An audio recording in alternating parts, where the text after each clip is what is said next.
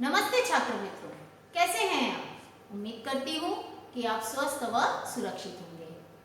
मैं आपकी हिंदी टीचर रंजना आज आपके सामने हिंदी तासिका में आपका एक बार फिर से स्वागत करती हूँ। बच्चों, आज हम अपने हिंदी पाठ्य पुस्तक हिंदी की सुलभ भारती जो है उसमें एक नए पाठ की तरफ बढ़ते हैं और इस पाठ का नाम है चंदा मामा की जय।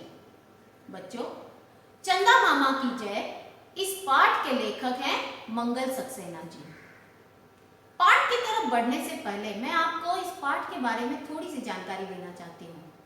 आप सभी जानते हो कि हम सभी चंदा से अपना गहरा रिश्ता जोड़े हुए हैं। चंदा को हम मामा कहते हैं। मामा में 2 बार माँ शब्द आता है, जिसका मतलब होता है 2 माओं का प्यार जो है चंदा मामा में समाया हुआ है। अर्थात मामा शब्द में ही माँ का 2 बार हमें प्यार प्राप्त होता है। तो चलिए चंदा मामा की जय इस पाठ के माध्यम से हम बादलों की सैर करने के लिए बादलों के देश में जाएंगे, लेकिन उससे पहले हम इस पाठ के लेखक मंगल सक्सेना जी के परिचय से परिचित हो जाते हैं।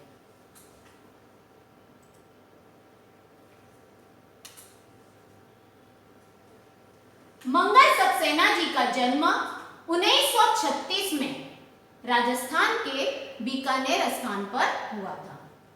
इनकी मृत्यु जुलाई 2016 में हुई।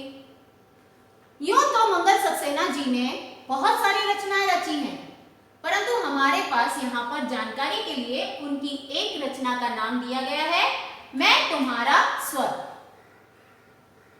मंगल सक्सेना जी कवि, नाट्य निर्देशक, राजस्थान साहित्य अकादमी के सचिव के रूप में प्रसिद्ध थे।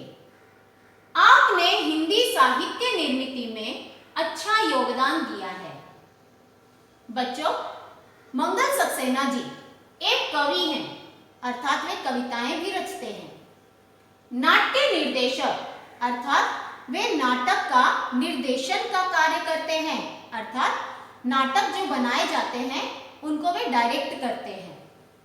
राजस्थान साहित्य अकादमी के सचिव के रूप में भी वे सुप्रसिद्ध हैं, बहुत ही मशहूर हैं। इन्होंने साहित्य निर्मिति में अच्छा योगदान दिया है।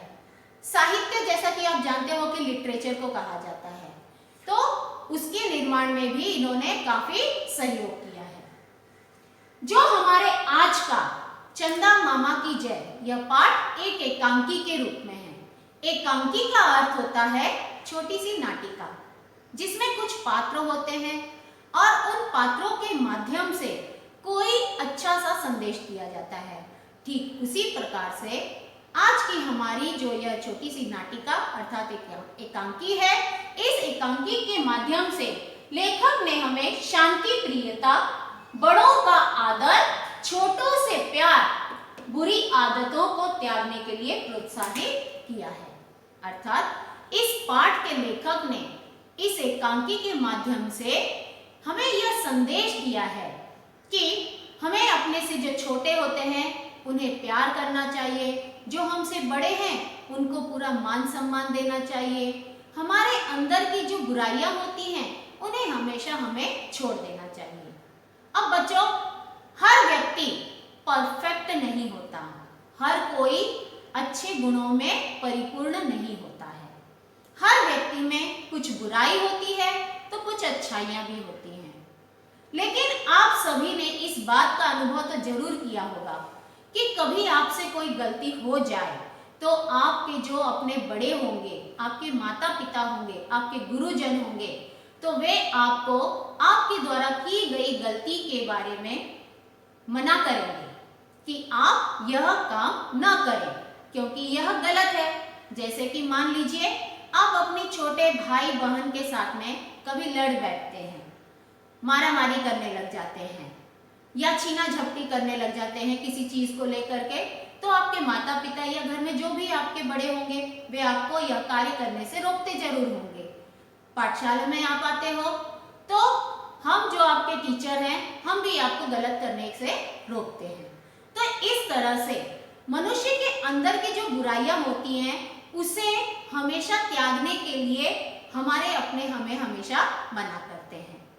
तो यह जो एकांकी है यह सिर्फ छोटे बच्चों के लिए ही बुराइयां छोड़ने के लिए प्रेरित नहीं करता, बल्कि मनुष्य के हर उस वर्ग के लिए है जो अपने अंदर की जो बुराइयां होती हैं उन्हें त्यागने के लिए कहता है और अच्छाइयां अपने अंदर समाये रखने के लिए प्रेरित करता है। तो इस पाठ को जानने से पहले हम पहले यह बता दें कि यहाँ पर इस पाठ में एकांकी के कुछ पात्र हैं। उन पात्रों से आपको परिचित करा देती हूँ। चलिए देखते हैं। पात्र के रूप में यहाँ सबसे पहला किरदार है सुनील। इसकी आयु है 8 वर्ष। बच्चों, आयु का मतलब होता है उम्र, जिसे आप इंग्लिश में एज से पहचानते हो। अगला पात्र है अनिल, जिसकी उम्र है 5 वर्ष। 4 बच्चे हैं, प्रत्येक की आयु 3 से 5 वर्ष। ये जो 4 बच्चे हैं उनमें किसी की उम्र है 3 साल, कोई 4 साल, कोई 5, कोई 3.5 या फिर 4.5 भी हो सकता है। रात रानी है, आयु है उसकी 13 वर्ष। रात रानी की उम्र 13 साल है। नींद परी, जिसकी उम्र है 11 वर्ष। चंदा मामा है, उनकी आयु है 14 वर्ष। बच्चों, आप यहाँ पर देख रहे हो कि सबसे अधिक उम्र अब तक की जो हमें मिली है 14 वर्ष अर्थात चंदा मामा की है। 2 तारे हैं, आयु प्रत्येक 9 वर्ष। जो 2 तारे हैं उनकी उम्र है 9 साल की।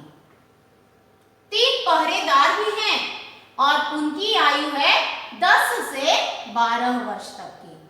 ये जो 3 पहरेदार हैं उनमें कोई 10 साल का है, तो कोई 11, तो कोई 12 का।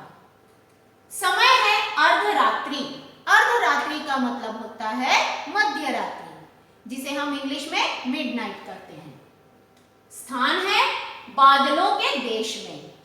तो बादलों का देश है, वहां पर बादल उड़ते हुए से दिखाई दे रहे हैं। बच्चों, बादल है तो तारे, रात, नींद हमारे जो होती है वो रात में ही आती है। तो वहां पर ये सारे किरदार, ये सारे पात्र जो है इकट्ठे हैं। तो इस एकांकी का जो स्थान बादलों का देश है वहां पर एक अदालत रची गई है। अदालत, जैसा कि आप नाम सुन रहे हो, आप लोगों ने फिल्मों में, टीवी वगैरह पर, चैनल पर देखा ही है कि अदालत क्या चीज होती है। अदालत अर्थात मुख्यालय, जहां पर एक न्यायाधीश होते हैं जिसे हम जज कहते हैं और उनकी कुर्सी सबसे ऊंचाई पर होती है। आप सभी जानते हो कि जज जो होते हैं उनकी जो पोशाक होती काले रंग की होती है और उसी तरह से जज के सामने जो मुकदमा दायर किया जाता है उसकी दलील करने के लिए कुछ वकील होते हैं। तो हमारा पाठ भी कुछ उसी प्रकार का है। तो हम पहले यह जान लें कि जो अदालत में न्यायाधीश के रूप में वहां पर रात रानी बैठी हुई हैं, उनकी पोशाक क्या है और जो मुकदमा दायर करने वाली नींद परी है उसने किस तरह की पोशाक पहन रखी है। अब देख लेते हैं। चलिए थोड़ा सा अदालत की थोड़ी सी जानकारी ले लेते हैं। देखिए, रात रानी काली पोशाक में बैठी है, सामने टेबल पर हथौड़ी है। आप सबने जो काल्पनिक और जो रंगमंच पर बनी हुई जो अदालत होती है, जो फिल्मों में होती है, उसे आपने देखा है कि जज के सामने एक बड़ा सा टेबल होता है। उस टेबल पर एक हथौड़ी रखी होती है, कुछ इसी चित्र के समान। तो ये जो हथौड़ी होती है, जब अदालत में शोर शराबा होने लगता है, जो वहां पर सुनने वाले लोग बैठे होते हैं, तो उनका जब शोर शराबा होने लगता है तो शोर शराबे को कम करने के लिए जज साहब जो होते हैं वे टेबल पर हथौड़ी को पीटते हैं, मारते हैं और उसके साथ में ही वे कहते हैं ऑर्डर ऑर्डर। तो यहाँ पर भी रात रानी के सामने जो टेबल है उस पर एक हथौड़ी रखी हुई है। पीछे सेविका पंखा झल रही है। तो देखिए, जो रात रानी जज की वेशभूषा में बैठी हुई हैं, उनके पीछे दो सेविकाएं हैं। सेविका का मतलब होता है सेवा करने वाली दासियां। तो दो छोटी छोटी सी बच्चियां खड़ी हैं और उनके हाथों में हैंड फैन है, मतलब हाथों से झलने वाला पंखा है। वे उससे रात रानी को हवा दे रही हैं। नींद परी के दोनों ओर एक एक तारा खड़ा है। एक तरफ नींद परी खड़ी हैं, उनके पीछे दो छोटे बच्चे हैं और वो दोनों बच्चे जो है तारे के रूप में हैं। उनके हाथ में तारे की झंडी है। ये जो दो बच्चे हैं, इनके हाथों में तारे की झंडी उन्होंने पकड़ रखी है। एक और नींद परी हल्की नीली पोशाक, ढीली ढाली बाहों वाला लंबा चोंगा पहने खड़ी है। अब देखिए, जिस तरह से रात रानी का वेशभूषा के बारे में हम लोगों ने यहाँ पर जाना कि उन्होंने लंबा सा काले रंग का एक चोंगा यानी कि गाउन पहन रखा है, ठीक उसी तरह से जो नींद परी है उसने भी नीले रंग का एक लंबा सा, जिसकी बाहें जो है पूरी ढीली ढाली हैं, एकदम लूज है, वह पहन रखा है। इसे चोंगा कहते हैं और हम इसे गाउन भी कर सकते हैं। वहीं 5 बच्चे एक ही बेंच पर उनींदे से बैठे हैं। पास ही में एक बेंच है और उस पर कुछ छोटे छोटे 5 बच्चे बैठे हुए हैं और वे उनींदी की हालत में, उनींदी का मतलब होता है नींद की स्थिति में होना, अर्थात वे सोने जैसे दिखाई दे रहे हैं कि उनमें कोई ऊँग रहा है, कोई जम्हाइयाँ ले रहा है। जैसे कि जब हमें नींद आने वाली होती है तो नींद आने से पहले कैसे हमारी आंखें जो होती हैं बोझिल हो जाती हैं, भारी हो जाती हैं, हमें नींद आने लगती है, हम जम्हाइयाँ लेने लगते हैं और कभी कभी तो ऊँघने लगते हैं, हमारी गर्दन नीचे की तरफ झुकने लग जाती है। सुनील अलग कुर्सी पर बैठा है। जिस पर मुकदमा चलाया जाना है, अर्थात जिस पर आरोप किया जाने वाला है, वह लड़का है सुनील, जिसे अलग कुर्सी पर बिठाया गया है। तो देखिए जरा, इस चित्र में आपको सारे पात्र यहाँ पर अच्छी तरह से नजर आएंगे। देखिए यहाँ पर रात रानी अपनी काले रंग की पोशाक में बैठी हुई है, उसके सामने टेबल पर एक हथौड़ी रखी हुई है। पीछे दो यहाँ पर सेविकाएं हैं, उनके हाथों में ये जो पंखे दिखाई दे रहे हैं वे उससे हवा कर रही हैं। यहाँ पास ही में नींद परी खड़ी है। ये नींद परी के पीछे देखो, यहाँ पर दो छोटे छोटे बच्चे हैं, उनके हाथों में तारे पकड़े हुए हैं, तारे की झंडियां हैं। ये दोनों बच्चे जो हैं तारे के स्वरूप में यहाँ पर हैं। नींद परी का जो गाउन है, लंबा सा चोंगा नीले रंग का दिखाई दे रहा है और यहाँ पर अलग कुर्सी पर, जिस पर मुकदमा दायर किया जाने वाला यह बच्चा जो है सुनील है, यह आरोपी है। और यहाँ पर एक बेंच है जिस पर 5 छोटे छोटे बच्चे हैं, जिनमें से कोई ऊँघ रहा है, कोई जम्हाइयाँ ले रहा है, कोई सोने ही जा रहा है। तो बड़े ही छोटे छोटे बच्चे हैं, 3 साल का, कोई 4, कोई 5 साल का, इस तरह से यहाँ पर बच्चों को बिठाया गया है। तो अब इस एकांकी के बारे में हम देखते हैं कि किस तरह से एकांकी को यहाँ पर शुरू करना है। तो बच्चों, एकांकी को पढ़ने के लिए और उसे मजेदार, रोचक बनाने के लिए आप सभी को मेरे साथ साथ में पाठ्य पुस्तक पर ध्यान देना होगा। इसके लिए आप सभी अपनी अपनी पाठ्य पुस्तक अपने पास हाथों में ले लीजिए। चलिए देखते हैं। पर्दा उठता है। बच्चों, आप सभी जानते हो कि हमारे स्कूल में भी जब एनुअल डे होता है, वार्षिकोत्सव होता है, तो एक बड़ा सा स्टेज होता है और स्टेज पर जब कुछ खेल खेला जाता है, कुछ होता है, कुछ नाच गाना होता है, कोई नाटिका होती है, तो उसे दिखाने और अगले तक पहुंचने तक, अगले कार्यक्रम की पहुंच तक जाने के बीच में एक पर्दे का फासला होता है। तो उसी तरह से शुरुआत में भी पर्दा गिरता है और उठता है। तो यहाँ पर भी एक रंगमंच है, अर्थात बादलों का देश है। तो इस बादलों के देश पर यह रंगमंच है, यह एक स्टेज है, वहां पर पर्दा उठता है। तो देखिए यहाँ पर नींद परी क्या कह रही है, सभी अपनी अपनी पाठ्य पुस्तक में देखिएगा बच्चों। ये रोने वाले बच्चे हैं, विशेषकर यह अनिल, खड़े हो जाओ। अनिल खड़ा हो जाता है जल्दी से। देखिए अब नींद परी जो है थोड़ा गुस्सा कर रही है और गुस्सा करते हुए वह अनिल को बोल रही है। अनिल जो कि बहुत ही छोटा सा बच्चा है, वह रो रहा है। हमने देखा कि चित्र में जो छोटे छोटे 5 बच्चे बैठे हुए थे, उन्हीं में से एक अनिल था जो रो रहा था। तब रात रानी जो कि जज है डांटती है, तुम क्यों रोते हो? अनिल और जोर से रोने लग जाता है। तब सभी जोर से रोने लगते हैं। अनिल के साथ में जो अन्य 4 छोटे छोटे बच्चे बैठे हैं, वे और भी उसको रोता हुआ देख करके रोने लग जाते हैं। तब रात रानी क्या कहती है, अरे चुप हो जाओ, नींद परी, इन्हें किसी तरह से चुप कराओ ताकि कार्यवाही चालू की जाए। नींद परी शिकायत कर रही है रात रानी के सामने कि ये बच्चे जो है बड़े रोते हैं, और यही सबसे बड़ी शिकायत है नींद परी की, जो उन्होंने रात रानी के समक्ष रखी हुई है। और रात रानी जो है बहुत जोरों से उन्हें डांटते हुए चुप रहने के लिए कह रही है।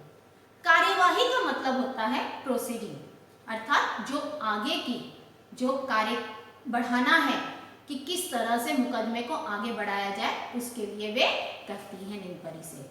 चलिए देखिए नींद परी इसमें क्या जवाब दे रही है।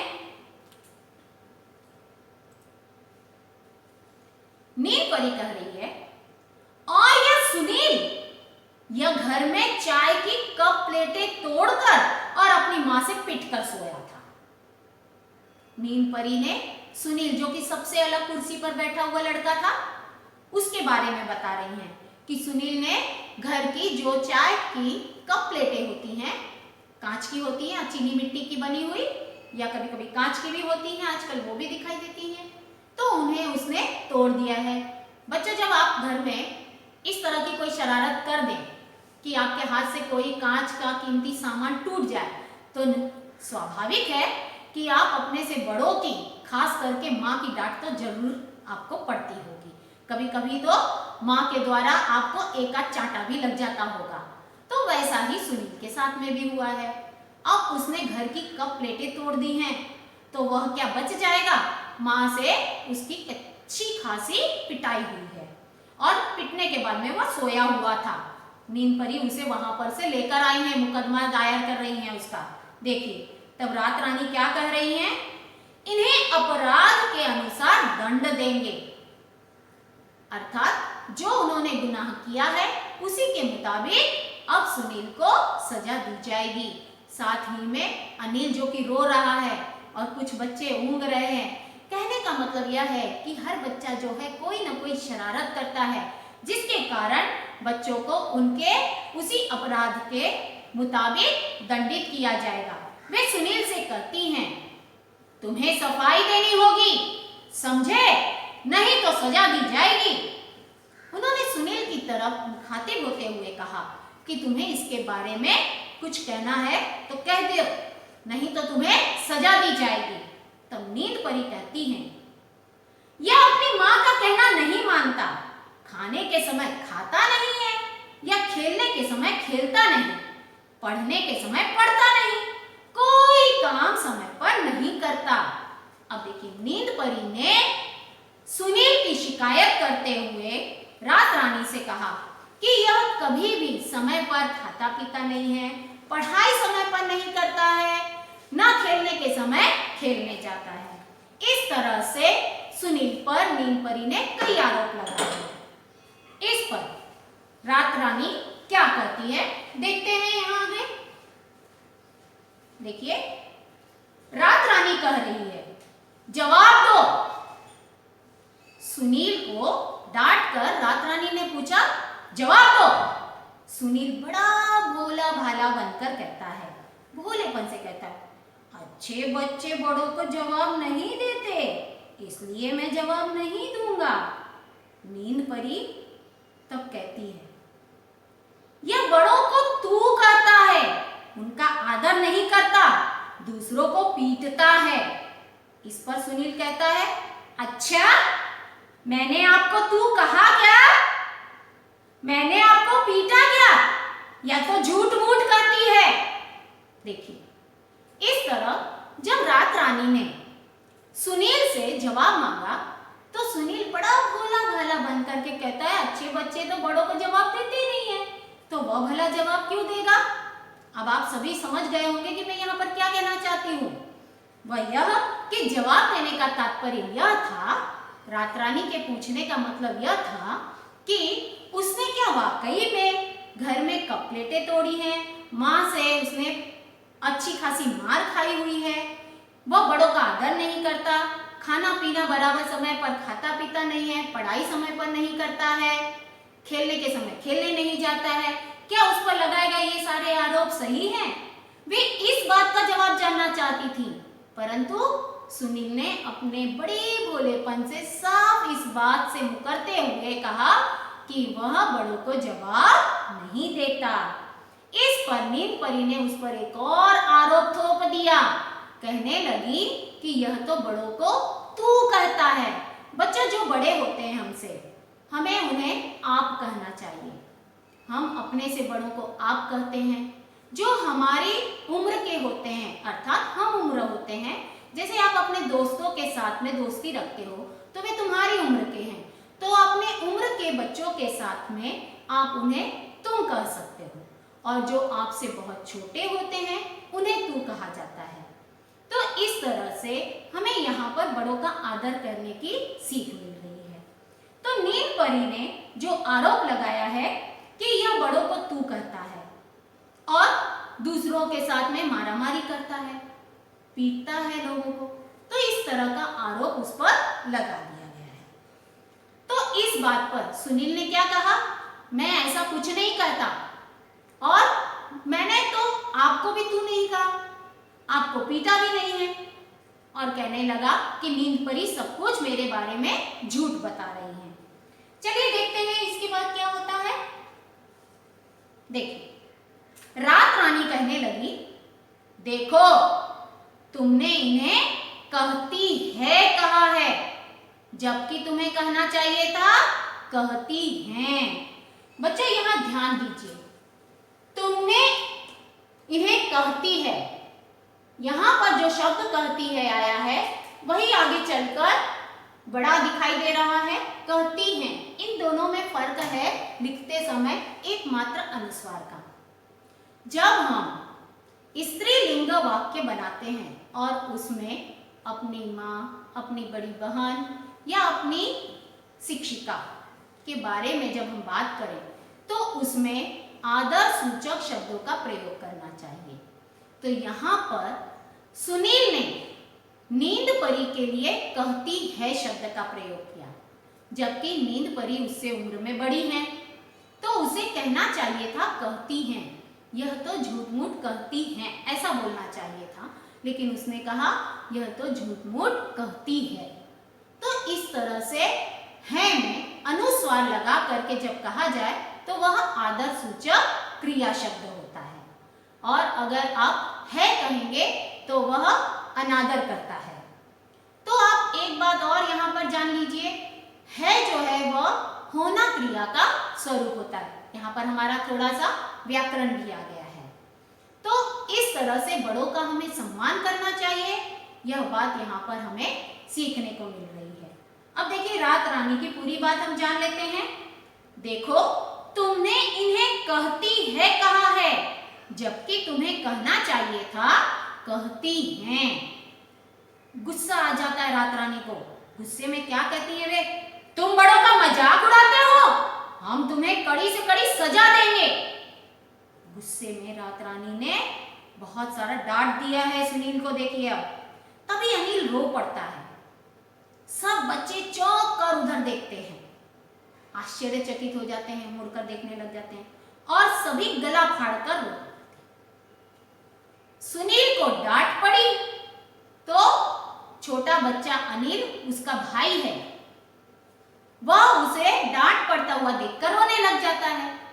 जब अनिल रोने लगा तो बाकी के जो 4 बच्चे थे उसके साथ में बैठे थे, वे उसे रोता हुआ देखकर जोर जोर से रोने लग जाते हैं। इस पर रात रानी कहती है, क्यों रोते हो? चिल्लाकर कहती है, चुप रहो वरना। और रात रानी गुस्से के मारे कांपने लग जाती है। तब अनिल क्या कहता है, चलिए देखते हैं। अनिल कहने लगता है, सुनील भैया को कड़ी सजा मत दो। इतना कहकर रोने लगता है और वह रोता है तो सारे बच्चे रोने लगते हैं। मतलब यह कि अनिल के रोने में साथ देने में ये बच्चे पीछे नहीं है। जैसे जैसे अनिल रोता है वैसे वैसे सारे उसके जो मित्र हैं वे भी रोने लग जाते हैं। इस पर रात रानी देखिए, अब भाई जैसा कि आप सभी को मैंने शुरू में ही बताया कि अदालत में जब ज्यादा शोर शराबा होता है तो जो जज होते हैं वे अपनी हथौड़ी जमीन पर टेबल पर मारने लगते हैं, पीटते हैं।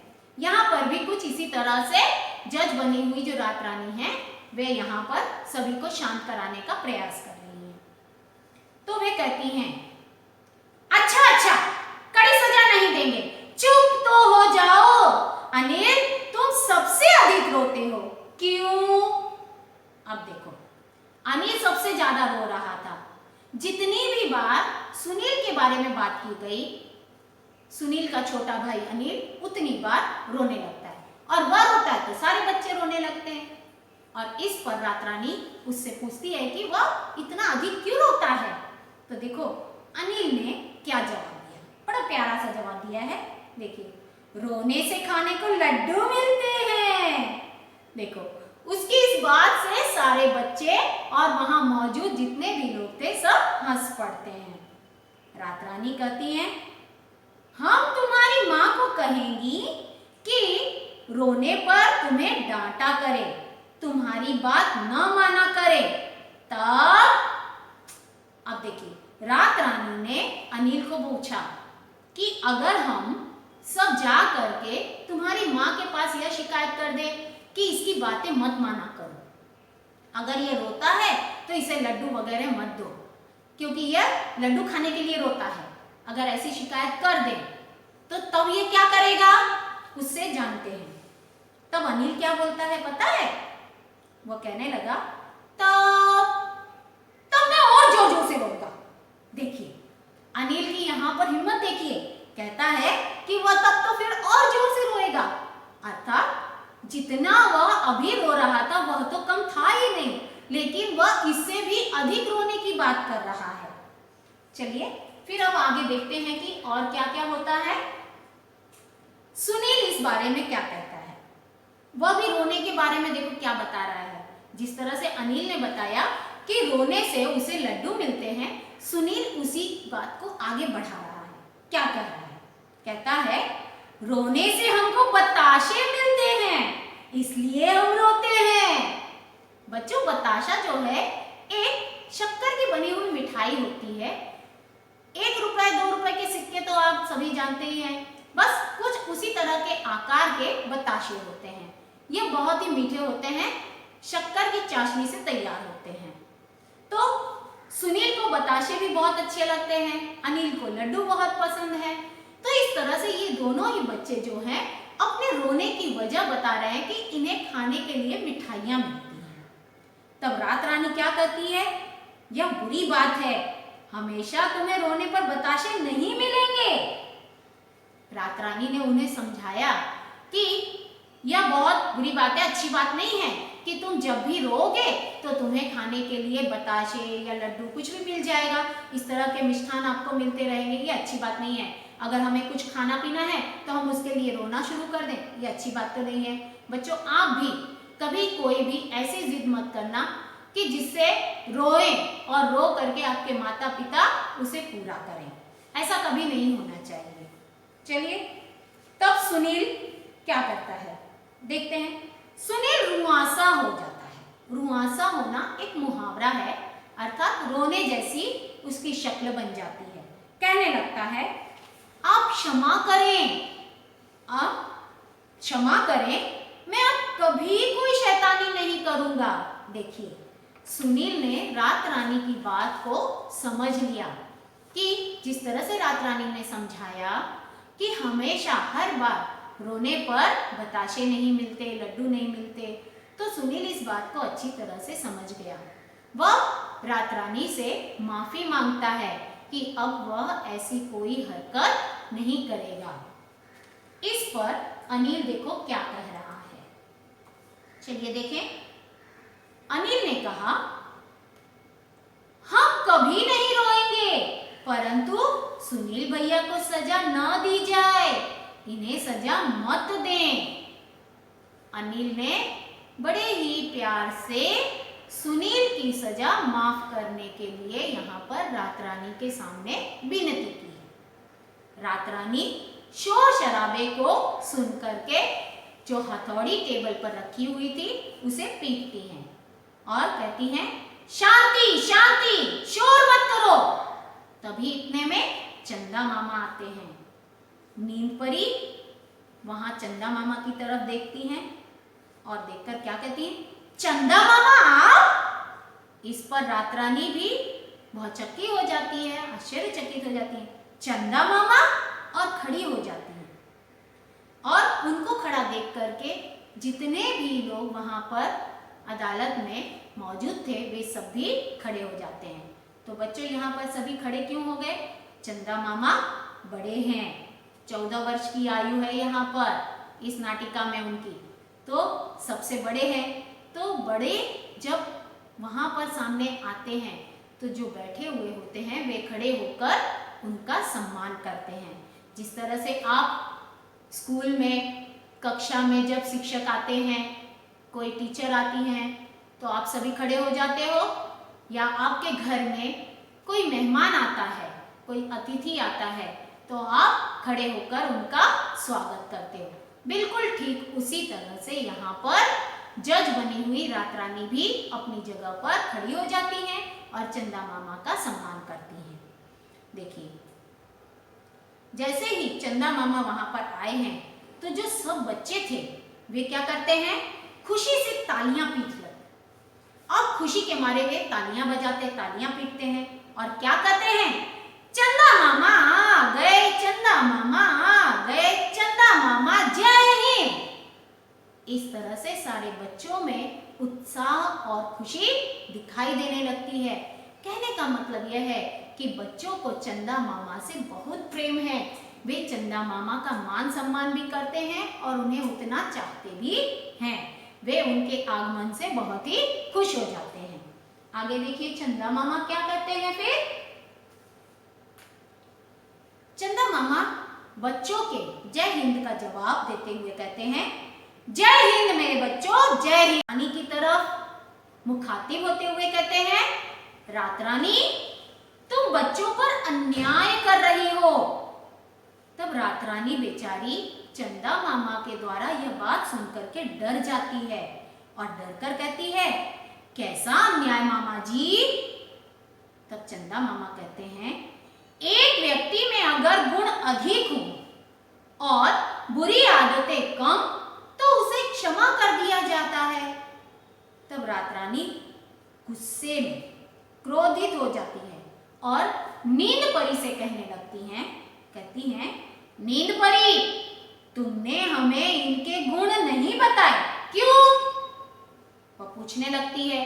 देखिए यहाँ पर चंदा मामा ने रात रानी को यह बात बताई कि वे इन बच्चों को बेकार में ही सजा देने के लिए यहाँ पर बिठाए रखे हुए हैं। ये बच्चे जो हैं बहुत ही होनहार हैं, इन पर अन्याय कर रही हैं, तो वह उन्हें अन्याय करने से रोक रहे हैं।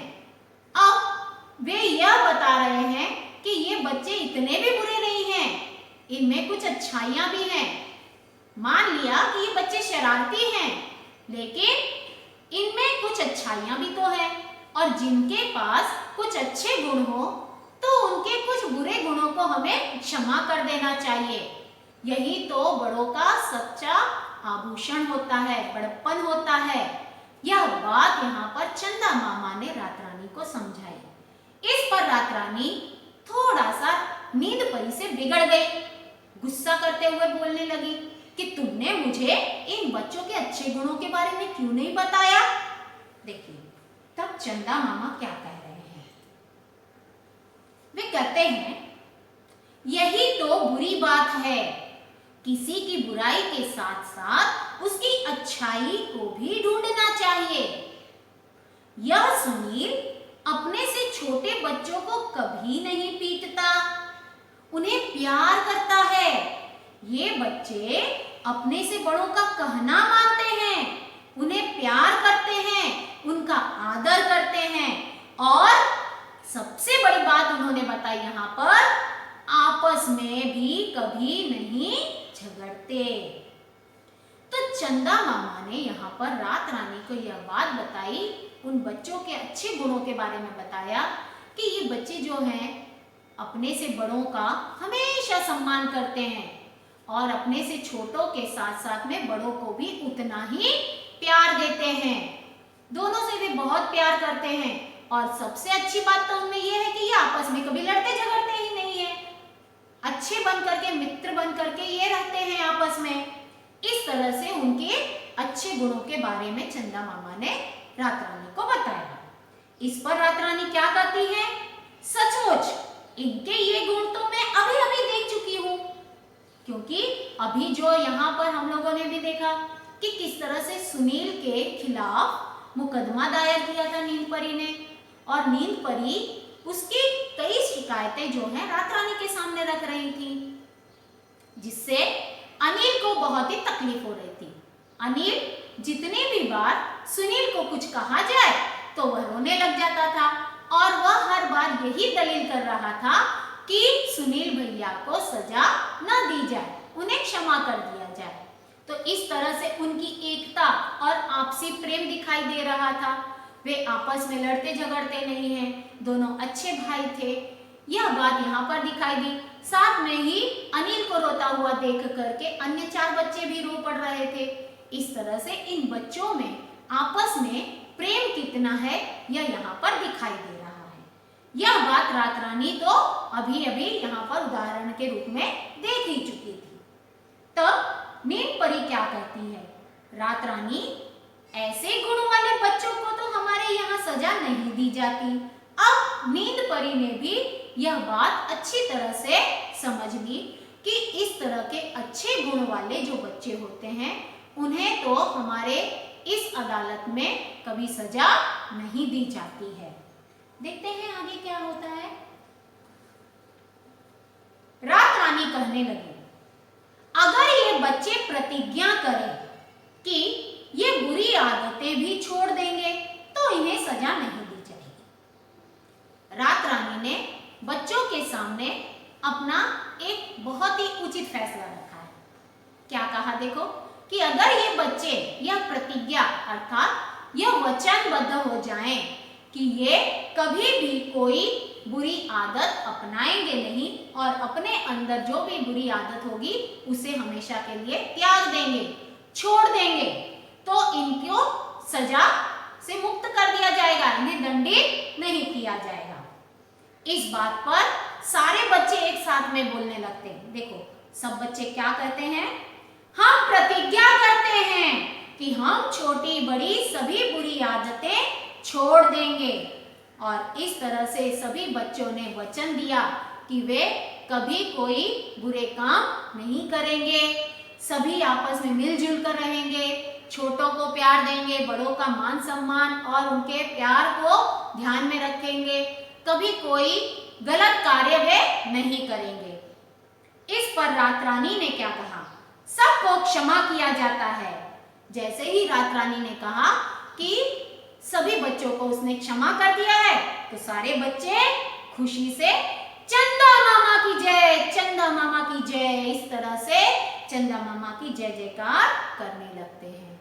तो विद्यार्थी मित्रों, यहाँ इस एकांकी के माध्यम से हमने देखा कि हमें अपने से बड़ों को सम्मान देना चाहिए, प्यार करना चाहिए, अपने से जो छोटे होते हैं उनके साथ में हमें प्रेम पूर्ण व्यवहार करना चाहिए, आपस में कभी लड़ाई झगड़ा नहीं करना चाहिए, हमारे अंदर एकता भी होनी चाहिए और हमारे अंदर जो बुराइयां होती हैं उन्हें हमें छोड़ देना चाहिए और अच्छाइयों को अपनाना चाहिए। कभी कोई गलत कार्य नहीं करना चाहिए जिससे हमारे अपने जो बड़े होते हैं, हमारे माता पिता, हमारे गुरुजन, हमारे घर के बुजुर्ग जो भी होते हैं, उन सब का कहना सुनना चाहिए।